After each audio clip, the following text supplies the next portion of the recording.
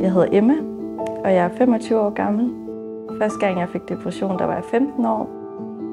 I de sidste 10 år har jeg haft tilbagevendende depression i perioder. Det er svært for mig at se, hvordan det påvirker mine omgivelser. Der kan simpelthen være en tavshed, fordi folk ikke ved, hvad de skal sige. Og der kan være velmenende sætninger og ord, som de siger, som tit beror på misforståelser eller nogle fordomme, folk måske har.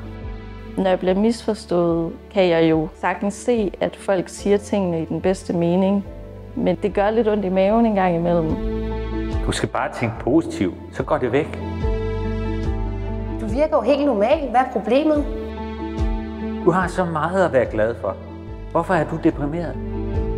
Hvis vi kunne blive bedre til at tale om depression og tale med folk, der har eller har lidt af depression, så tror jeg, at vi kunne lette rigtig meget af det, der også er rigtig tungt og rigtig svært ved at have depression, nemlig at det bliver bagatelliseret, eller det er svært at tale om.